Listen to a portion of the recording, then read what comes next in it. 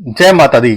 दोस्तों, भारत के सबसे पवित्र और लोकप्रिय तीर्थ स्थलों में से एक त्रिकुट पर्वत की गोद में बसे हुए पावन धाम माता वैष्णो देवी की इस अद्भुत यात्रा में आपका स्वागत है। सच्चे मन से जो भी भक्त यहाँ आता है, माता रानी उसकी हर मनोकामना पूरी करती हैं। माता रानी का भवन कटरा शहर से लगभग 13 किलोमीटर ऊपर त्रिकुट पर्वत पर स्थित है, जहां आपको माता रानी के दिव्य दर्शन प्राप्त होते हैं। ये माता वैष्णो देवी की यात्रा केवल यात्रा नहीं, बल्कि एक ऐसा दिव्य अनुभव है जो मन को शांति देता है और जीवन में एक नई ऊर्जा का संचालन करता है। दोस्तों, अगर आप माता वैष्णो देवी के दर्शन करने की प्लानिंग कर रहे हैं, तो ये वीडियो आपके लिए बिल्कुल उपयुक्त है। इस वीडियो में हम आपको माता वैष्णो देवी की यात्रा और उनके दर्शन करने की संपूर्ण जानकारी देंगे।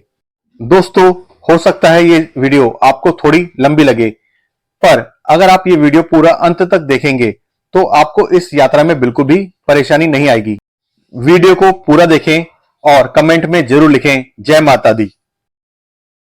इस वीडियो में हम बात करेंगे यहां कैसे पहुंचें, कहां रुकें, यात्रा करने के विभिन्न तरीकों के बारे में, पैदल यात्रा करने का सही तरीका और बेस्ट रूट जानेंगे। इस यात्रा के विभिन्न पड़ावों के बारे में, माता रानी के दर्शन कैसे करें, दर्शन करने में लगने वाला समय, दर्शन करने का सही तरीका, और आपको देंगे हर वो जानकारी जो आपकी इस दिव्य यात्रा को सुगम और सफल बनाएगी। दोस्तों, अगर आप हमारे चैनल पर नए हैं और आपने हमारे चैनल को अभी तक सब्सक्राइब नहीं किया है, तो कृपया करके हमसे जुड़े रहने के लिए हमारे चैनल को अभी सब्सक्राइब कीजिए। दोस्तों, सबसे पहले बात करते हैं यहां कैसे पहुंचे। माता रानी की ये यात्रा शुरू होती है कटरा से, इसलिए आपको सबसे पहले कटरा पहुंचना होगा। यहां आप रेल मार्ग, हवाई मार्ग और सड़क मार्ग से आसानी से पहुंच सकते हैं। अगर आप बाय रेल आना चाहते हैं तो कटरा में ही रेलवे स्टेशन मौजूद है, जिसका नाम है श्री माता वैष्णो देवी कटरा, जिसका कोड है SVDK। ये देश के प्रमुख शहरों से डायरेक्ट ट्रेन सर्विस से जुड़ा है। अगर आपको अपने शहर से कटरा के लिए डायरेक्ट ट्रेन नहीं मिल रही, तो आप ट्रेन लेकर जम्मू तवी आ जाएं। वहां से आप bye rail, by road Katra पहुंच सकते हैं। वहां से आप कटरा के लिए कनेक्टिंग ट्रेन ले लें, जिसका किराया आपको 50 रुपए प्रति व्यक्ति लगेगा। जम्मू तवी से कटरा के लिए बहुत सारी ट्रेन अवेलेबल हैं। जम्मू तवी रेलवे स्टेशन के बिल्कुल बाहर से आपको कटरा बस स्टैंड के लिए बस और टैक्सी भी मिल जाएंगी। नॉन AC बस में आपको किराया 80 रुपए प्रति व्यक्ति लगेगा और AC डिलक्स बस में आपको किराया 120 रुपए से 135 रुपए तक लगता है। प्राइवेट टैक्सी वाले आपसे कटरा पहुंचाने के 1500 से 2000 रुपए तक लेंगे।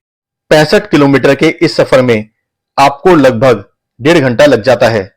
आपको एक बात और बता दें, जम्मू और कटरा में प्रीपेड मोबाइल काम नहीं करते, केवल पोस्टपेड ही चलते हैं। अब बात करते हैं कटरा में रुकने के लिए ऑप्शंस की। दोस्तों, यहां रुकने के लिए 2 ऑप्शंस अवेलेबल हैं, श्राइन बोर्ड द्वारा स्थापित फैसिलिटीज और कटरा में स्थित प्राइवेट होटल, धर्मशाला और लॉजेस। कटरा बस स्टैंड के पास बहुत सारे होटल्स, धर्मशाला और लॉजेस अवेलेबल हैं, जहां आपको हर बजट के हिसाब से रूम्स मिल जाएंगे। यहां रूम्स की स्टार्टिंग 500 रुपए पर नाइट के हिसाब से हो जाती है। अब बात करते हैं श्राइन बोर्ड द्वारा स्थापित फैसिलिटीज की।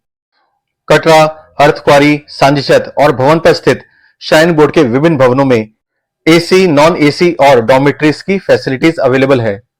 कटरा में स्थित श्राइन बोर्ड के निहारिका कॉम्प्लेक्स, आशीर्वाद भवन, त्रिकुटा भवन और स्पिरिचुअल ग्रोथ सेंटर में आप AC, नॉन AC और डॉर्मेट्रीज ले सकते हैं। इनमें रूम्स की स्टार्टिंग 1700 रुपए पर डे के हिसाब से होती है। AC डॉर्मेट्रीज में आप 200 रुपए पर बेड और नॉन AC में आप 150 रुपए पर बेड के हिसाब से रुक सकते हैं। निहारिका भवन कॉम्प्लेक्स, जिसमें शक्ति भवन डॉर्मेट्री भी है, बस स्टैंड के पास होने की वजह से सबसे बढ़िया जगह है रुकने के लिए। श्राइन बोर्ड के विभिन्न भवनों में रुकने के लिए आप ऑनलाइन या ऑफलाइन बुकिंग करा सकते हैं। ऑनलाइन बुकिंग के लिए आप श्राइन बोर्ड की स्क्रीन पर दी हुई ऑफिशियल वेबसाइट का ही प्रयोग करें, www.maavaishnodevi.org।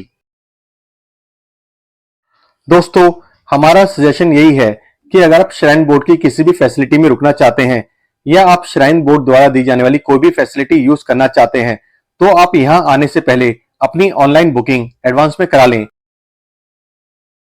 क्योंकि अगर आपकी यात्रा के समय भक्तों की भीड़ होती है तो आपको यहां रूम्स, डॉर्मेट्री या कोई भी फैसिलिटी मिलने में बहुत मुश्किल आएगी। अगर आप यात्रा मार्ग पर ऊपर अर्धकुंवारी, सांचीछत या भवन पर रुकना चाहते हैं तो आप अपनी बुकिंग एडवांस में कराकर ही आएं। ऑफलाइन बुकिंग में ऊपर रूम्स और डॉर्मेट्री बड़ी मुश्किल से ही मिलते हैं। दोस्तों, ऊपर यात्रा मार्ग पर किसी भी तरीके के प्राइवेट होटल्स अवेलेबल नहीं है। सिर्फ श्राइन बोर्ड द्वारा भवनों में ही आप रुक सकते हैं। ऊपर अर्धकुंवारी और भवन पर श्राइन बोर्ड द्वारा संचालित धर्मशालाओं में निःशुल्क रुकने की भी व्यवस्था है, जिनकी डिटेल्स हम आपको आगे वीडियो में देंगे। दोस्तों, अब जानते हैं कटरा से माता रानी के भवन की यात्रा कैसे करें। यात्रा शुरू करने से पहले हमको अपनी यात्रा का रजिस्ट्रेशन कराना पड़ता है। अपनी यात्रा का रजिस्ट्रेशन कराना सभी श्रद्धालुओं के लिए मैंडेटरी है। ये सेवा बिल्कुल निःशुल्क है। यात्रा कार्ड, जिसे RFID कार्ड भी कहते हैं, आप ये कार्ड स्क्रीन पर दिए काउंटर्स पर रजिस्टर कराकर प्राप्त कर सकते हैं।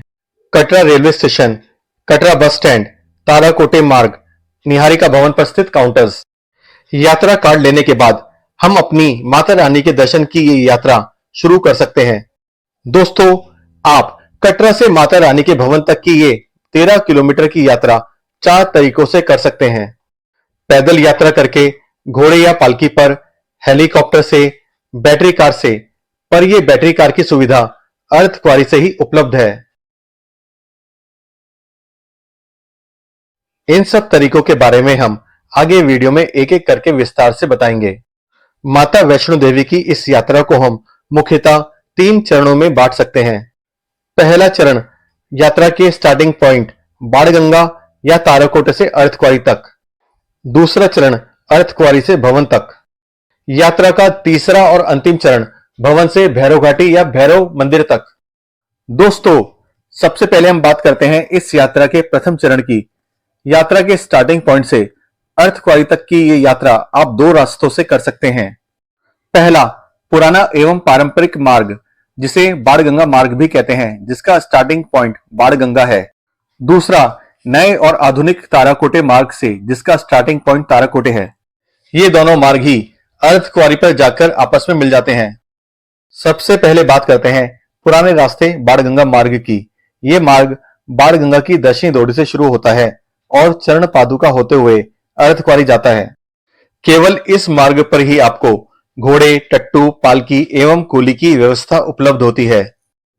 6 किलोमीटर के अर्धकुंवारी तक के इस रास्ते की खड़ी चढ़ाई है।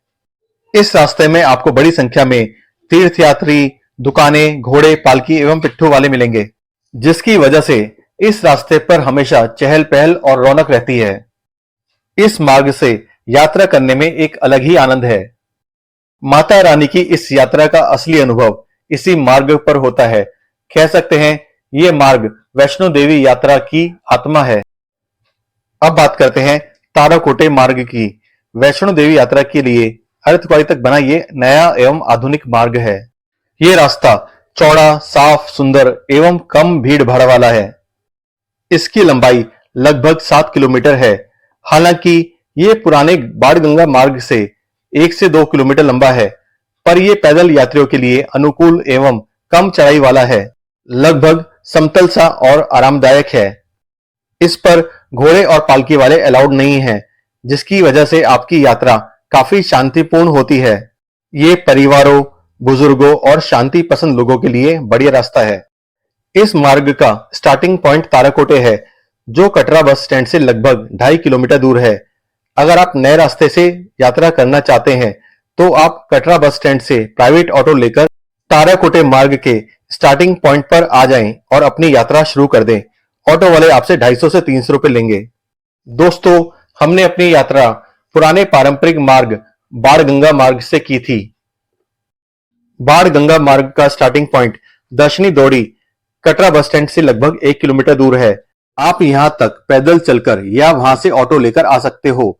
ऑटो वाले आपसे 50 रुपए प्रति व्यक्ति चार्ज करेंगे। जैसा कि हमने आपको बताया था, घोड़ा, पालकी, बच्चों के लिए प्रेम की सुविधा आपको पुराने बाणगंगा मार्ग पर ही मिलती है। ये सुविधाएं नए ताराकोटे मार्ग पर उपलब्ध नहीं है।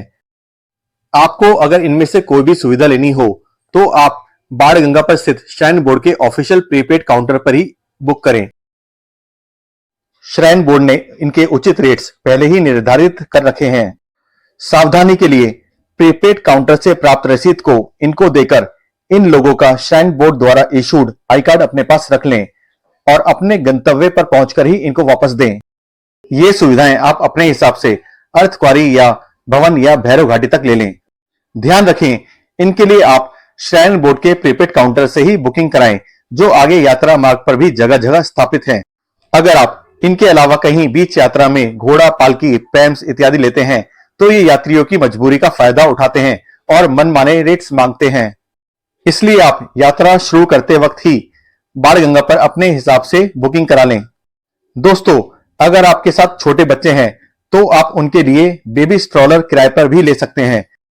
बाणगंगा पर कई दुकानें यात्रियों को बेबी स्ट्रॉलर किराए पर देती हैं। ये स्ट्रॉलर यात्रियों को खुद खींचकर ले जानी होती हैं और वापस आते वक्त वापस करनी होती हैं। दोस्तों, पुराने बाणगंगा मार्ग पर सबसे पहले हमें दर्शन होते हैं बाणगंगा के। ये बाणगंगा चेक पोस्ट से 1 किलोमीटर दूर है। माना जाता है त्रिकुट पर्वत की ओर जाते समय माता रानी ने हनुमान जी की प्यास बुझाने के लिए धरती पर बाण चलाकर गंगा जल उत्पन्न किया था, इसलिए इसे बाणगंगा कहा जाता है। मान्यता यह भी है कि माता रानी ने यहाँ अपने बाल भी धोए थे, इसलिए इसे बाल गंगा भी कहा जाता है। श्रद्धालु यहाँ स्नान करके अपनी यात्रा की शुरुआत करते हैं। अगर आप स्नान नहीं करना चाहते तो आप यहाँ के पवित्र जल के छींटे भी ले सकते हैं और अपनी यात्रा शुरू कर सकते हैं। यहाँ से लगभग 1.5 किलोमीटर आगे बढ़ने पर हमें दर्शन होते हैं चरण पादुका के। मान्यता है कि यहाँ माता वैष्णो देवी ने पीछे मुड़कर देखा था कि भैरवनाथ उनके पीछे आ रहा है या नहीं, और यहाँ रुककर अपने पैरों के निशान छोड़े थे, जो आज भी एक शिला पर विद्यमान हैं। यात्रीगण यहाँ माता रानी के चरणों के दर्शन करते हैं और आशीर्वाद लेते हैं और यहाँ थोड़ा विश्राम भी करते हैं। यहाँ से 3.5 किलोमीटर ऊपर है अर्धकुंवारी मंदिर। अर्धकुंवारी पर न केवल ये दिव्य यात्रा आधी पूरी होती है, जहाँ श्रद्धालु न केवल आराम करते हैं बल्कि उनका यहाँ आध्यात्मिक अनुभव भी कई गुना बढ़ जाता है। माना जाता है यहाँ माता रानी ने भैरवनाथ से बचने के लिए 9 महीने तपस्या की थी। जैसे बच्चा 9 महीने गर्भ में रहता है और 9 महीने बाद इस गुफा से बाहर आई थी। गर्भजून की गुफा इतनी संकरी है कि भक्तों को इसमें से लेटकर और रेंगकर निकलना पड़ता है। इस गुफा से गुजरना आध्यात्मिक पुनर्जन्म और संसारिक मोह से मुक्ति का प्रतीक माना जाता है। इस गुफा में दर्शन के लिए टोकन लेना पड़ता है। नॉर्मल डेज में यानी कम भीड़ वाले दिनों में यहाँ नंबर आने में 7 से 8 घंटे लग जाते हैं, पर भीड़ भाड़ वाले दिनों में यहाँ नंबर आने में 24 से 48 घंटे तक लग सकते हैं। दोस्तों, इतना इंतजार करने के बजाय आप यहाँ नंबर लेकर माता रानी के दर्शन करने चले जाएं और वापस आते हुए यहाँ के दर्शन कर लें। अर्धकुंवारी में रुकने की भी बहुत अच्छी व्यवस्था है। भगवती भवन और श्रद्धा भवन में फ्री एकोमोडेशन मिल जाती है। शैलपुत्री भवन में डॉर्मेटरी है, जहां 150 रुपए के हिसाब से बेड मिलते हैं। यहाँ बुकिंग ऑनलाइन और ऑफलाइन दोनों तरह से होती है, पर आप यहाँ असुविधा से बचने के लिए ऑनलाइन बुकिंग पहले ही करा लें। यहाँ पर 100 रुपए की सिक्योरिटी जमा कराने पर निःशुल्क कंबल भी मिल जाते हैं, जो आपको कंबल वापस करने पर वापस मिल जाते हैं। अर्धकुंवारी पर आपको कई श्राइन बोर्ड के भोजनालय, फ्री लंगर और खाने पीने की बहुत सारी दुकानें मिलेंगी और रेस्टोरेंट भी यहाँ अच्छे मिलते हैं। दोस्तों, अब बात करते हैं अपनी यात्रा के दूसरे चरण यानी अर्धकुंवारी से भवन तक की।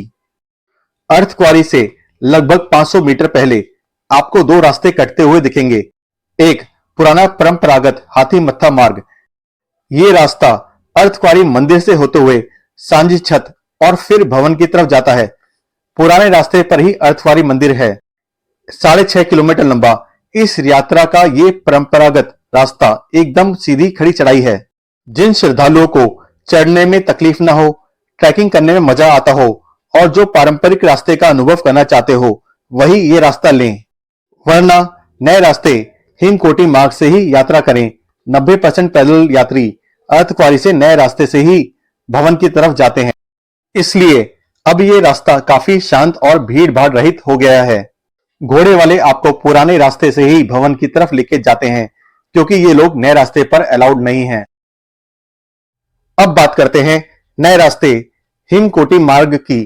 5.5 किलोमीटर का भवन तक का ये रास्ता ताराकोटे मार्ग की ही एक्सटेंशन है। ये रास्ता पुराने मार्ग से 1 किलोमीटर छोटा ही नहीं बल्कि आरामदायक, कम चढ़ाई वाला और काफी सुगम रास्ता है। पुराने रास्ते से आने वाले 90% श्रद्धालु अर्धकुंवारी से नया रास्ता ले लेते हैं। जो श्रद्धालु अर्धकुंवारी मंदिर के दर्शन करने जाते हैं वो भी दर्शन करने के बाद वहां बने कनेक्टिंग मार्ग से नए रास्ते पर आ जाते हैं। अर्धकुंवारी मंदिर से 500 मीटर पहले इस कट के पास से ही आपको बैटरी कार सर्विस की सुविधा मिलती है जो आपको अर्धकुंवारी से भवन तक ले जाती है। बैटरी कार के रेट अर्धकुंवारी से भवन तक 450 रुपए हैं और भवन से अर्धकुंवारी तक 300 रुपए हैं। डिफरेंटली एबल लोगों के लिए यह सुविधा बिल्कुल निःशुल्क है। 5 साल से छोटे बच्चे भी अपने अभिभावक के साथ फ्री में जा सकते हैं।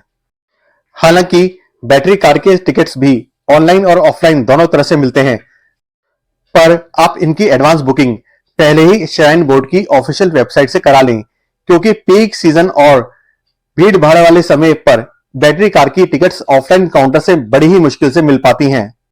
बैटरी कार आपको 20 मिनट में ही भवन पहुंचा देती हैं। दोस्तों, नए रास्ते पर हेमकोटी भोजनालय से थोड़ा आगे जब भवन की दूरी केवल 1 किलोमीटर ही रह जाती है तब हमें दर्शन होते हैं पहली बार माता रानी के उस भवन के जहां माता रानी पिंडी रूप में मां काली, मां लक्ष्मी और मां सरस्वती के रूप में विराजमान हैं। दोस्तों, हम धीरे धीरे चलते हुए माता रानी के जयकारे लगाते हुए पहुंच जाते हैं माता रानी के दरबार, उनके भवन। भवन पहुंचकर आप श्राइन बोर्ड की भेंट शॉप से माता रानी को चढ़ाने के लिए प्रसाद ले सकते हैं। आप भवन के पास स्थित दुकानों से भी प्रसाद ले सकते हैं। अगर आप किसी दुकान से ले रहे हैं तो ध्यान रखें, केवल मुरमुरे और नारियल का प्रसाद ही आप मंदिर परिसर में ले जा सकते हैं। इसके अलावा कुछ भी अलाउड नहीं है। दोस्तों, मंदिर में किसी भी तरीके की इलेक्ट्रॉनिक गैजेट, चमड़े का सामान, मोबाइल, घड़ी, बैग, पर्स इत्यादि भी अलाउड नहीं है। सामान जमा कराने के लिए भवन के बाहर ही निःशुल्क और स्मार्ट पेड लॉकर्स की सुविधा उपलब्ध है। स्मार्ट लॉकर्स में आप 50 रुपए प्रति घंटे के रेट से अपना सामान जमा करा सकते हैं। प्रसाद के अलावा आप भवन में कुछ भी नहीं ले जा सकते। अपनी सुविधा अनुसार लॉकर में अपना सामान जमा कराकर आप दर्शन के लिए जा सकते हैं। दोस्तों, माता रानी की गुफा 24 घंटे दर्शन के लिए खुलती है। सिर्फ सुबह शाम आरती के समय लगभग 2 घंटे के लिए दर्शन बंद हो जाते हैं। गर्मियों में आरती सुबह 6:20 से 8 बजे तक होती है। शाम के समय 7:20 से 8:30 तक होती है।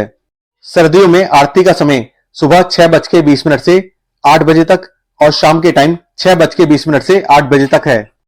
अगर आप माता रानी की आरती में बैठना चाहते हैं तो अटका आरती की बुकिंग श्राइन बोर्ड की ऑफिशियल वेबसाइट से करा लें, नहीं तो दुर्गा भवन से भी आप अटका आरती की ऑफलाइन बुकिंग ले सकते हैं। अटका आरती में बैठने के लिए एक आदमी के 2000 रुपए और 4 आदमी के ग्रुप के 5100 रुपए लगते हैं। कम भीड़ वाले समय में दर्शन करने में 40 मिनट ही लगते हैं, पर ज्यादा भीड़ वाले समय में 2 से 3 घंटे तक लग जाते हैं। दोस्तों, अगर आप आरती खत्म होने के 1-2 घंटे बाद दर्शन करने जाएं तो आपको दर्शन करने की लाइन बहुत कम मिलेगी।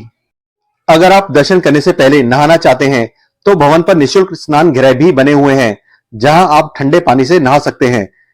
पेट स्नान घर में गर्म पानी की सुविधा उपलब्ध रहती है। अगर आप भवन पर रात को रुकना चाहते हैं तो भवन पर रुकने की भी बहुत अच्छी व्यवस्था है।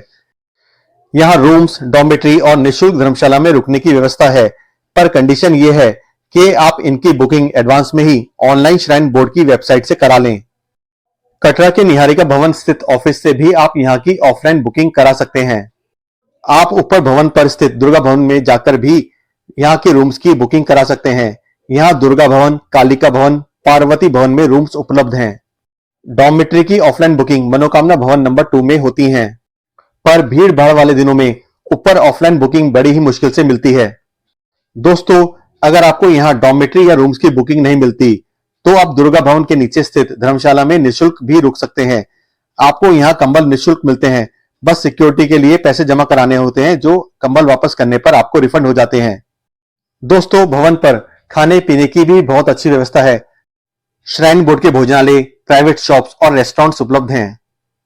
माता रानी के दर्शन के बाद हम बात करते हैं इस यात्रा के अंतिम चरण भवन से भैरव घाटी की, जहां भैरव मंदिर है। ये इस यात्रा का अंतिम एवं महत्वपूर्ण हिस्सा है। मान्यता है कि भैरव बाबा के दर्शन के बिना माता रानी की ये यात्रा अधूरी ही मानी जाती है। भवन से भैरव मंदिर की दूरी लगभग 2 किलोमीटर है, पर यह एकदम खड़ी चढ़ाई है। आप भवन से भैरव घाटी पैदल, घोड़े, पालकी या रोपवे से जा सकते हो। भैरव मंदिर के लिए घोड़े और पालकी आपको वहीं भवन से मिल जाएंगी। आप प्रीपेड काउंटर से इनकी बुकिंग कराकर ये सुविधा ले सकते हो। इनकी रेट लिस्ट हम आपको स्क्रीन पर दे रहे हैं। दोस्तों, भैरव मंदिर पहुंचने का सबसे आसान तरीका है रोपवे, जो भवन से भैरव घाटी केवल 5 मिनट में पहुंचा देती है। रोपवे की सर्विस सुबह 8 बजे से शाम को 5 बजे तक ही चालू रहती है। इसका आने जाने का किराया मात्र 100 रुपए है। इसकी बुकिंग भी एडवांस में ऑनलाइन ही करा लें। ऑफलाइन बुकिंग यहाँ दुर्गा भवन के पास बेसमेंट में होती है। भैरव मंदिर में दर्शन करने में ज्यादा से ज्यादा 10-15 मिनट ही लगते हैं। यहाँ बने टेरेस से आप भवन, कटरा और आसपास की पहाड़ियों के मनमोहक नजारों का आनंद भी ले सकते हैं। दोस्तों, भैरव मंदिर के दर्शन के साथ ही हमारी ये माता रानी वैष्णो देवी की दिव्य यात्रा यहीं संपूर्ण होती है। दोस्तों, अब बात करते हैं भैरव घाटी से वापस कटरा पहुंचने की। आप घोड़ा या पालकी लेकर भैरव घाटी से नीचे जा सकते हैं, या फिर आप भवन के प्रीपेड काउंटर से ही पहले भैरव घाटी और भैरव घाटी से कटरा जाने की पर्ची एक साथ कटवा सकते हैं। अगर आप पैदल उतरना चाहते हो तो आपके पास 2 रास्ते हैं। पहला तो जिस रास्ते से आप भवन से भैरव घाटी आए थे वैसे ही वापस चले जाओ और फिर भवन से कटरा लौट जाओ। दूसरा, भैरव मंदिर से ही पुराना रास्ता कटरा के लिए जाता है।